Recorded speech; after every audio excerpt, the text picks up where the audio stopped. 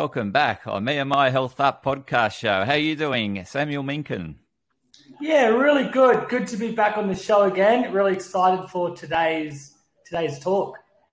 Yeah, the trilogy. So we did a prior talk on the vagus nerve, which was essentially part one. Obviously, you've got lots to share in terms of the updates since that episode, because from memory, it was probably the beginning of last year. It was quite some time ago we did that episode. So obviously, a lot's transpired in terms of new research coming out. You're keeping up to date with new research, so really keen for you to share that with the listeners today and get the latest insight in terms of the vagus nerve and the importance it has in terms of our physiological behaviour and our well-being, and also keen for the listeners that may have missed that episode 18 months ago for you to share how you've arrived at your profession as a musculoskeletal therapist. All right. Well, so I first arrived at becoming a musculoskeletal therapist by I was working in sports medicine, working with different sporting teams, attending to different injuries, and a friend of mine actually hurt his back. And I noticed a rapid decline in his mental health as well from when he hurt his back. He become quite isolated. He didn't want to leave the house. And it was outside of the pain as well. It completely changed his personality. When I started the degree, we learned about, the physical issues with pain and all the musculoskeletal stuff. But the degree went more in depth and talked about how pain, particularly chronic pain, can develop into depression, and that depression actually increases the person's pain. And that person's pain increases their depression, and it's quite a nasty spiral. And the way we were taught how this affects it is the brain, that there's morphological changes that occur in the brain when people are going through chronic pain, and those different changes in the brain, usually it's involving the amygdala, which is the emotional center of the brain. There's actually an area of the brain that processes pain as well. And it gets larger, it gets bigger due to the chronic pain. Vagus nerve stimulation is something that we can use to directly target things like the amygdala in different regions of the brain. So, for instance, if someone's coming to me with chronic pain and they've got depression, I've got to help with their depression as well. It's no longer a simple task of some acute injury or acute pain. The brain has changed the way it's perceiving the pain. It's got different triggers. And vagus nerve stimulation is one of the best ways to address that. And it's not invasive. So that's sort of how I came into this vagus nerve realm in regards to musculoskeletal therapy. It just made sense. And in terms of the vagus nerves, some of the listeners, that missed the earlier episode wouldn't be really familiar with what is the vagus nerve, what role does it play within our physiological well-being, and if you could just share that insight to bring them up to speed, that'd be great. Right. Well, so the vagus nerve is the 10th cranial nerve, and it actually comes off the brainstem, and you've got two vagus nerves, a left vagus nerve and a right vagus nerve. And they're coming off the brainstem, and they're coming all the way down, and they're supplying areas involved in speech. They're supplying, the heart, setting the rhythm of the heart. They're supplying the stomach. They're setting or regulating stomach acid regulation. It's supplying things like gallbladder, the intestines. It pretty much supplies nearly all of your organs, and it links your organs to your brain. So your brain knows what's going on down here. But funnily enough, it also informs the brain on different levels of neurotransmitters, which is something that's sort of come about in the last few years. And that has a huge role to play in regards to improving brain regions to improve hormone regulation. So all this vagus nerve is it's a nerve that's linking your brain to all your organs and back. And it gets turned off by stress. It really is the parasympathetic nervous system, and things like stress really suppress it. Other things can be like a gut infection, things like food poisoning.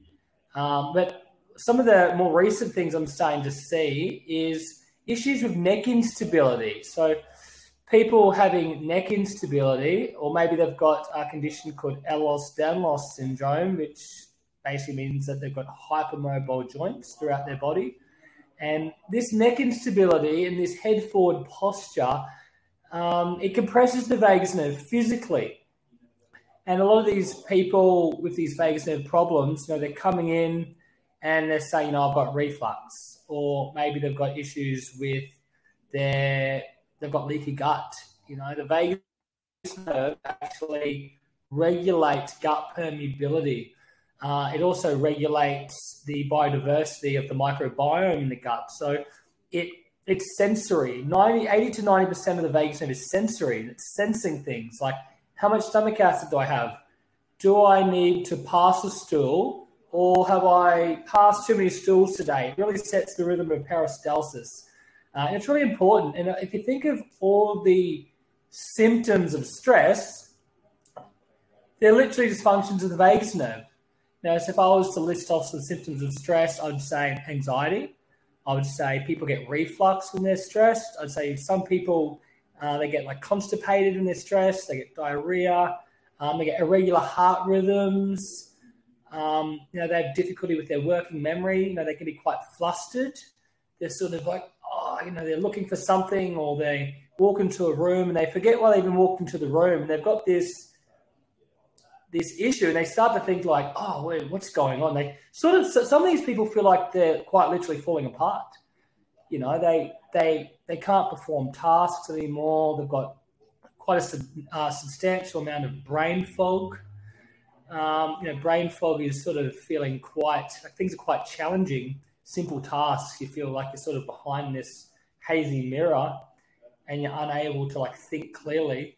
And we know that comes back to brain inflammation or neuroinflammation. Again, all these symptoms, they're all regulated and roles of the vagus nerve, and all stress is vagus nerve inhibition. Well, all the symptoms of stress are directly correlated to the vagus nerve. So I think it's really important, because there's a lot of people who they've got different stresses in their life, financial stresses, relationship stresses, and because we're so busy in the way we are, we can often forget that these things are happening.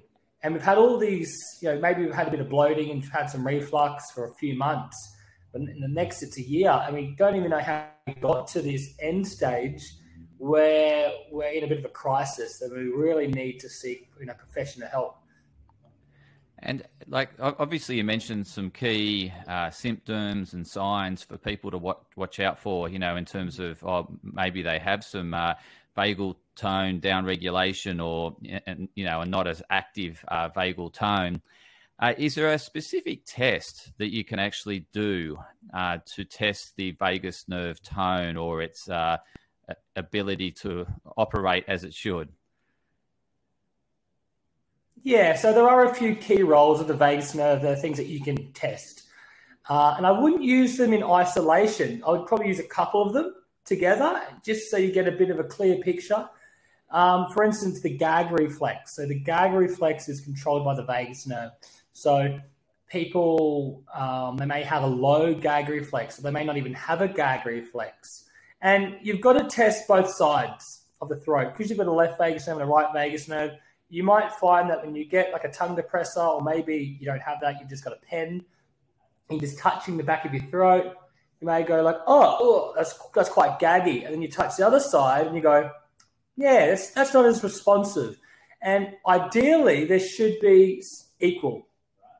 Now, if you're identifying that one side's a bit more gaggy than the other, or vice versa, that can be relevant. Now, other issues pertain to the uvula, the dangly thing in your throat. So when you go, and it's lifting up, you can't see it at the moment, but when you look in the mirror, you'll see you've got this little dangly thing in your throat called the uvula. And when you go, it should lift up. Now, some people, it doesn't lift up. And what a lot of people will find is, mine lifts up, but it should lift up quite high. I'd be saying that at least 1.5 inches The uvula should be lifting up, and it should be able to stay up. Now, what people might find is they go, and it drops down while they're like, or it's shaking. That's relevant. Other issues relate a little bit more to sort of physical overload of the vagus nerve or even some compression is if you're palpating just through here, and I wouldn't say I'm pushing hard, and it's sort of at the angle of the jaw. You got this, you kind of go up and through here, and if it feels bruised, with that pressure, it shouldn't feel bruised. But people with vagus nerve problems, particularly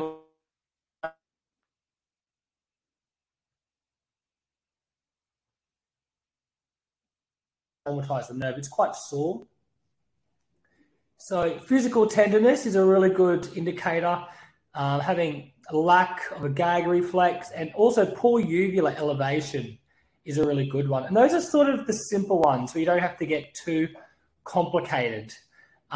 There's newer ways of testing vagus nerve and its relationship to pain and its relationship to like irregular heart rhythms. And that's using a heart rate monitor. You can just get like a little one. I've got a little one just here. And it's this little thing here. You put it on your finger and it says your heart rate. Now, what I've been doing recently is I've been ascertaining their heart rate and then getting them to just move into the painful movement. And your heart rate shouldn't go up by much. If you're going into a painful movement, your heart rate goes up by 15, 20 beats quite fast.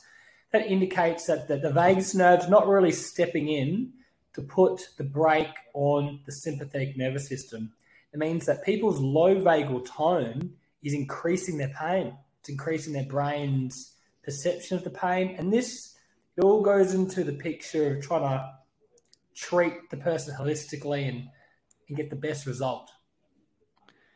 And so how is it? Like, so this patient's come to you, they've, they're saying I've got digestive issues, I've, not moving my bowels, I'm feeling a bit of acid reflux coming up every now and then, I'm, really stressed out. You start, you've run them through the test that you just shared with us. What's the next step in terms of working with that client? How do you then help them, support them holistically? Well, what's really important is just ascertaining whether there is an issue with the neck. So because of the vagus nerves and them running just in front of the bones in your neck or the vertebrae, if we're just doing vagus nerve stimulation, and this is the vagus nerve device I use, if we're just doing vagus nerve stimulation, then we'll probably find that, they're going to get improvements. They're going to get less reflux. Your heart rhythm problem is going to be improved. But we're still missing a key compression or entrapment of the nerve. So I just rule that out. And that's pretty easy to rule out because a lot of the time you take their heart rate, you decompress their neck or you support their neck, and it changes their heart rate. Their heart rate goes up by 20 beats a minute, which isn't normal. So once I've ruled that out, get them on vagus nerve stimulation, and we just do some electrical stimulation through the ears. Now, since I saw you last, we used to use 2 clips on the ear. It's a lot simpler now, so really good for people trying to do vagus nerve stimulation from home, is you've got this 1 clip, and it just goes on the ear up here. And it sits in this little nook. And once you've got both the clips on, we'll do some stimulation, depending on what we're treating. There's all different protocols that treat completely separate things. And it's important that you get the frequencies correct. If you can't just put stimulation on the ears and expect that you're going to get it right. The difference in the research from doing like 1 hertz compared to 2 hertz in headache research, 2 hertz had a 30% greater improvement than the 1 hertz. And it's such a minute change. So it is really important that the protocol is done right. A lot of vagus nerve, let's say, assessment and treatment, a big role of it is the health history, really getting a big picture of when did it start, what are all the symptoms. Like people with vagus nerve problems don't just have one symptom. That's the thing. It's not like, oh, well, if I've got reflux, well, I've got a vagus nerve problem. people with vagus nerve problems have multiple symptoms. It could be reflux, and they've got bloating, and they've got diarrhea. They've got fatigue. It could just be issues with poor inflammatory regulation. They're just very inflamed. They're lethargic. They've got brain fog. Difficulty swallowing is something I see quite a lot. People just think like, oh, I've had difficulty swallowing for years. They don't know it's relevant. So it's really important to ask a whole bunch of questions and work out to what extent. Have they had surgery? Cervical surgery, thyroid surgery, really common. There's a lot of instances where there's been titanium clips put onto the vagus nerve by accident, because it's such a small nerve and it's quite delicate, this area. So, it's all health history and then assessing for neck instability so we don't miss something. And a bit of nerve mobilization. Like, you can actually palpate your vagus nerve just through here. And what it will feel like, because you've got quite a few nerves through there, it'll feel like a whole bunch of clunky things. So you're not going to be able to isolate the vagus nerve, but you've got the vagus nerve, you've got accessory nerve. You've got a whole bunch of nerves sitting there quite close together. It's usually a bit medial to the pulse. So when you find the carotid artery, you go, yep, I've got that pulse. You just go a little bit more medial and towards the spine, and you'll go side to side, and you'll feel like you're sort of clunking over something. And you don't need to push hard. You just need to go, okay, yeah, there's something there. Side to side, working side to side, just freeing it up. That's one of the manual techniques. There's other techniques like flossing the vagus nerve. So because the nerve comes from the neck, goes into the thorax and supplying all these organs, you can do some flossing. And it's sort of, you might flex and I'll show you on the camera. You can do some stuff where you're actually closing down like this. And then you're really extending, looking up, same, closing down again.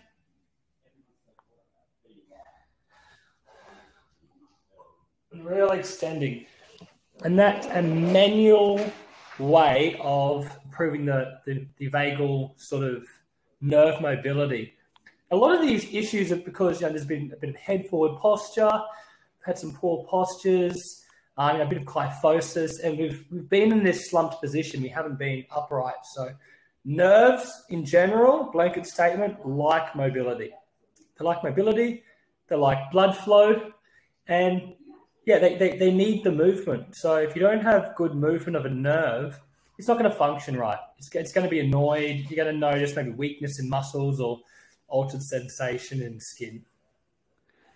And so how do the listeners get that good movement? I mean, you just showed us and demonstrated that exercise. I assume that's a good movement for the vagus nerve tone. What else can the listeners do to help support their vagus nerve? Well, dietary things like choline are quite important. Choline is in the yolk of eggs. If people aren't eating eggs, then I'd say maybe supplementing the choline, or just looking into the diet. Are we missing vital things that the nervous system and the nerve itself needs? General movement. Movement's important, particularly extension movements for vagus.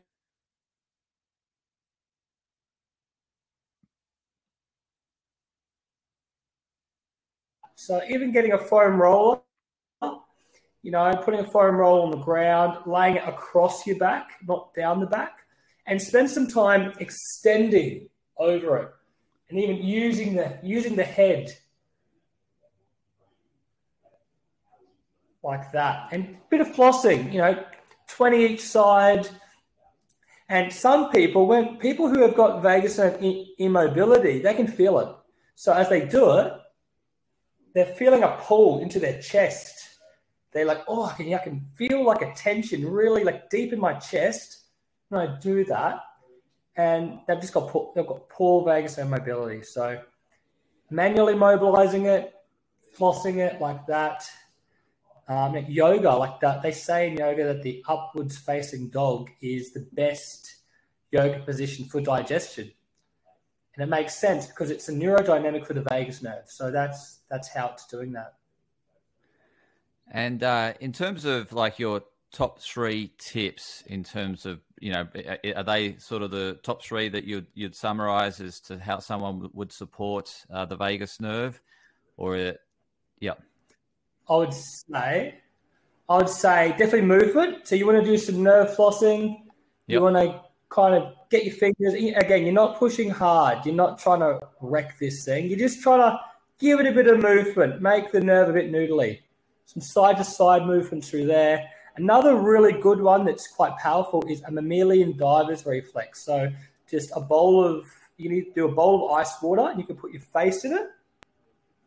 And 20 seconds. You 20 seconds with the face in the ice water. You come out, have a rest. Do that another 4 to 6 times, and you can do that 3 times a day. Now, some people don't like the bowl of ice water. You can get an ice pack, and you need to be applying cold pressure around this region. So really pushing on that region, and that's another really good exercise. I get all my patients to do this. When I first began doing vagus nerve stimulation, I was just doing the stimulation and getting them to do a bit of gargling and stuff. But it's quite evident that there's quite a significant improvement when they're doing those exercises as well. So it is quite an important part. Fantastic. And managing stress. Yeah. Managing stress. Like if there's things you can avoid or there's things you can manage, maybe it's setting aside a bit of time in your day to do some mindfulness or some meditation, just implementing some things that help you manage and deal with your stress. And given that we've been through the pandemic and, people's worlds have been shifted around, and now we're faced with floods here in Queensland, New South Wales, and, seems to be one after another. Have you noticed an increased cases of, this vagus nerve dysregulation or, lack of tone with your clients? I have, yeah, particularly in nurses. So through the pandemic, towards the end of the pandemic, just the amount of work that they had to do. A lot of the hospitals were short-staffed, I suppose, because a lot of nurses walked off the job. And that put a lot of load on other nurses. And, I've had quite a few nurses have nervous breakdowns. And it's, they don't really know about the vagus nerve either. They don't know that this is a vagus nerve problem. They just think like, I need a break from work. And they do need a break from work. But for something where there's significant stress in your life, doing these practices are really important. And getting into a clinic, trying to get some vagus nerve stimulation is really important. I think we're so busy trying to do the best we can, and we often put our personal sort of management or things that we need aside. And I think at the end of the pandemic, to answer your question, I think a lot of people put that stuff aside. They were just trying to get everything they needed done.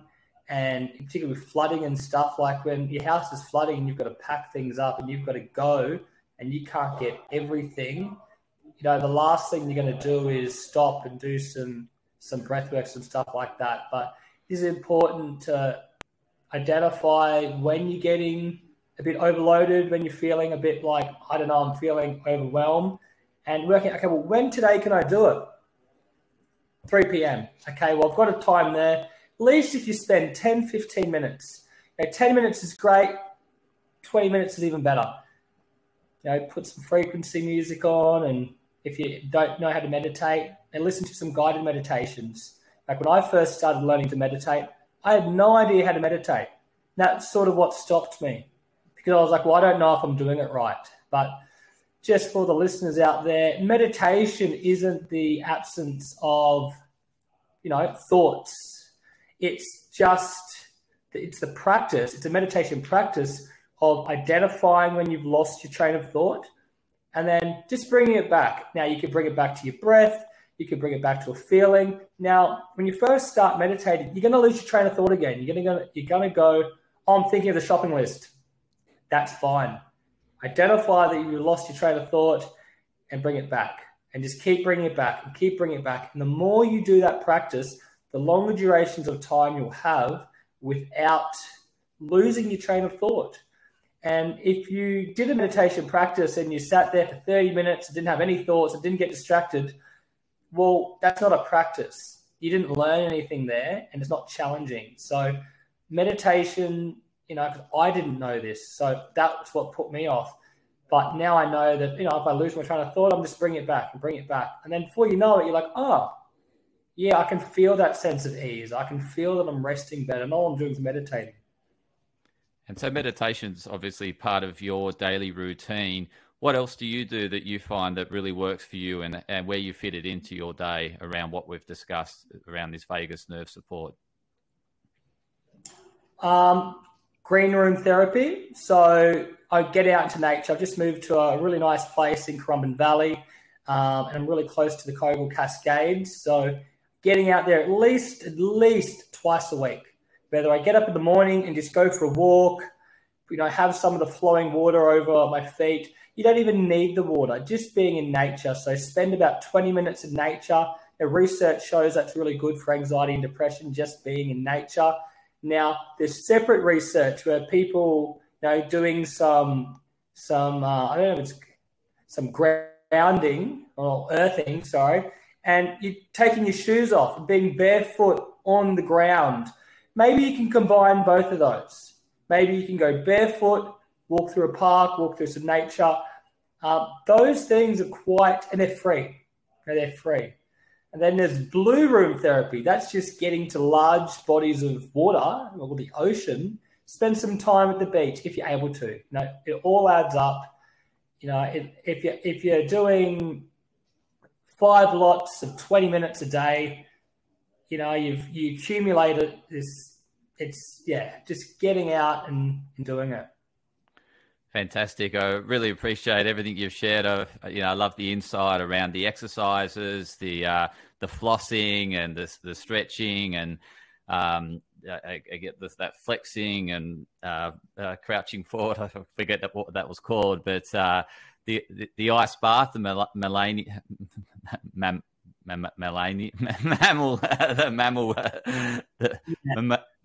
diver's reflex. That's it. That's the one there.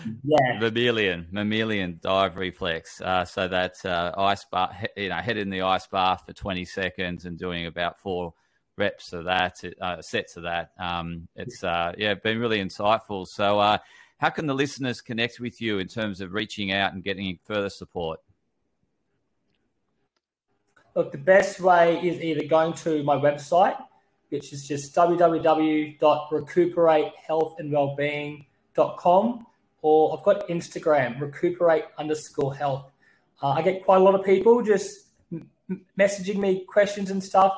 I'm really keen to give you some insight. I want to help you get the best therapy you can. If you're not in Queensland where I am, I frequently go down to Melbourne and Sydney and see patients. I've got patients in South Australia. I'm doing through telehealth, people in the United States. But I think there's no harm in asking for advice or asking, what do you think? I think, so feel free to send me a message. I really love to help you. Fantastic, Sam, and I'll include those links in the show notes, and really appreciate you coming on for the trilogy. So we've done 2 episodes on the vagus nerve, so very insightful, and the last one on laser light therapy. So it's great to tap into your knowledge, a wealth of knowledge, and you walk the talk, which I really admire. So you're certainly out there putting it all into practice and keeping up to date with the latest and emerging research. So your clients get the best care and treatment. And don't forget to follow Samuel on TikTok. He's also a TikToker, so he's got some great tips on TikTok there. So I'll include his TikTok handle as well for those on TikTok. And for the listeners, thanks for tuning in for another insightful episode of Me and My Health Up. If you heard of any of those symptoms that that are present with your family or friends, please share this episode with them. It may be of help and assistance. So please get it out there to friends and family that may need some support around their vagus tone. Or if you know a nurse, this episode is for them. So thanks, listeners, and thank you, Samuel. Thank you very much. Podcast disclaimer. This podcast and any information, advice, opinions, or statements within it do not constitute medical, healthcare, or professional advice and are provided for general information purposes only. All care is taken in the preparation of the information in this podcast. Connected Wellness Proprietary Limited, operating under the brand Me&my Health Up, does not make any representations or give any warranties about its accuracy, reliability, completeness, or suitability for any particular purpose. This podcast and any information, advice, opinions, or statements within it are not to be used as a substitute for professional, medical, psychological, psychiatric, or any other mental health care or healthcare in general. Me&my Health Up recommends you seek the advice of a doctor or qualified health provider with any questions you may have regarding a medical condition. Inform your doctor of any changes that you may to your lifestyle and discuss these with your doctor. Do not disregard medical advice or delay visiting a medical professional because of something you hear in this podcast. This podcast has been carefully prepared on the basis of current information. Changes in circumstances after publication may affect the accuracy of this information. To the maximum extent permitted by the law, Me&my Health Up disclaims any such representations or warranties to the completeness, accuracy, merchantability, or fitness for purpose of this podcast and will not be liable for any expenses, losses, damages incurred, indirect or consequential damages or costs that may be incurred as a result of the information being inaccurate or incomplete in any way and for any reason. No part of this podcast can be reproduced, redistributed, published, copied, or duplicated in a form without prior permission of Me&my Health Up.